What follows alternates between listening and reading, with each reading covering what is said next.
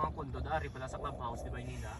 Subong din na, hasta na to sa punta, may sa bukid. Pero may pool man sila, oh. Clubhouse nila, oh. Iyan yung kondo, yung ano nga clubhouse. Manila to yan, wala to pero clubhouse to sa punta. Kasi isa na lang ni sila guro din. Sobrahan pa na sila. Sobrang sila. Hindi pwede nga wala. Sa mga signature. Gani, naglang.